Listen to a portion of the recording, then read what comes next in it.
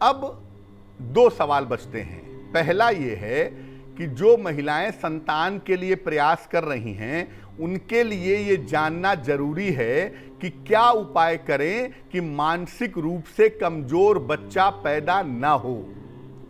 क्या उपाय करें? गर्भावस्था के लिए सही समय का चुनाव करें। ये बहुत इंपॉर्टेंट है। आप जिस समय कंसीव कर रही हैं उसके बाद के जो ग्रह हैं आकाश में वो बड़े खराब हैं। बृहस्पति नीच का है, सूर्य की हालत बड़ी खराब है और शुक्र की स्थिति बड़ी खराब है। अगर उस समय आप प्रेग्नेंट होती हैं तो उस ग्रहों का असर आपके बच्चे पर पड़ेगा और बच्चे के अंदर निश्चित रूप से डेफिशिएंसी पैदा होगी। इसलिए गर्भावस्था के लिए सही समय का चुनाव करना बड़ा ज़रूरी है। आप ये सलाह ले लीजिए कि किस समय कंसीव करने का प्रयास करना चाहिए। इस समय में माता को अपनी मानसिक स्थिति का बहुत ध्यान रखना चाहिए। कोशिश करना चाहिए कि जो माता हैं वो प्रेगनेंसी के दौरान स्वस्थ रहें, प्रसन्न रहें, खुश रहें। अगर ऐसा करें तो बहुत अच्छा होगा। माता को धार्मिक अध्ययन और पूजा उपासना पर ध्यान देना चाहिए। ईश्वर का जब नाम लिया जाता है ना तो उस नाम से ग्रहों के दुष्प्रभाव दूर हो जाते हैं। भगवान का जो नाम है, ईश्वर का जो नाम है, वो बड़े बड़े संकट को काट देता है। इसलिए माता जब गर्भवती होगी तो उस समय में भगवान का स्मरण करेगी, भगवान की पूजा करेगी, धर्म ग्रंथ पढ़ेगी और ज़्यादा से ज़्यादा ईश्वर के निकट रहने का प्रयास करेगी। अगर ऐसा करेगी तो निश्चित रूप से बच्चे के ऊपर इसके अच्छे संस्कार पड़ेंगे और बच्चा बेहतर तरीके से जन्म ले पाएगा। परिवार के लोगों को भी घर का वातावरण अच्छा रखना चाहिए। आपके घर में आपकी बहू, आपकी बेटी, आपकी बहन प्रेग्नेंट है, गर्भवती है, उस समय घर का वातावरण अगर अच्छा नहीं होगा तो इसका दुष्प्रभाव बच्चे के ऊपर जरूर पड़ेगा। गर्भवती महिला को सलाह लेकर के एक पीला पुखराज या ओपल पहनना चाहिए। सलाह लेकर के, क्योंकि पीला पुखराज माने बृहस्पति और ओपल मतलब होता है शुक्र और चंद्रमा।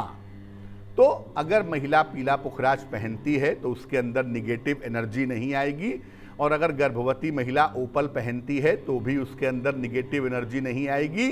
और निगेटिव एनर्जी से अगर गर्भवती महिला बची रहेगी तो इस तरह के बच्चों के पैदा होने की संभावना नहीं रहेगी।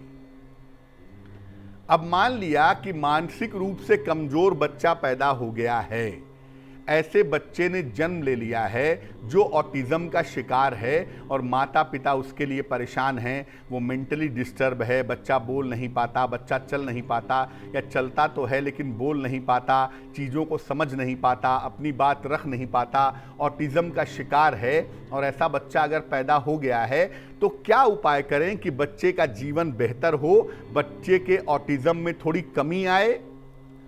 बच्चे को सुबह सूर्य की रोशनी में कुछ देर तक जरूर रखिए।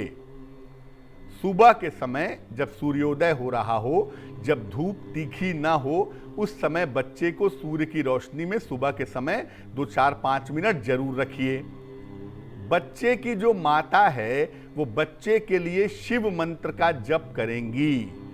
माँ का मतलब होता है चंद्रमा और जन्म से लेके 12 साल तक जिस ग्रह का प्रभाव होता है वो भी होता है चंद्रमा। इसलिए अगर माता बच्चे के लिए प्रार्थना करे, माता बच्चे को आशीर्वाद दे, माता बच्चे के लिए पूजा करे तो उसका प्रभाव बच्चे के ऊपर बड़ा अच्छा रहेगा। सलाह लेकर के बच्चे को एक पेरिडॉट धारण करवाएं। पेरिडॉट एक ऐसा रत्न है जो मानसिक विकास में काफ़ी तेजी से सहायता करता है। इससे बच्चों का जो बोलना है, सुनना है या बच्चों का समझना है, ये काफ़ी बेहतर हो जाता है।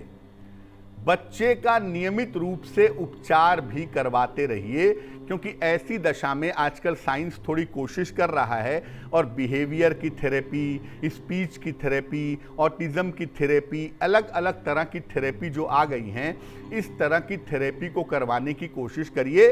साथ में अपने उपाय करते रहिए तो बच्चे के अंदर इम्प्रूवमेंट होना शुरू हो जाएगा।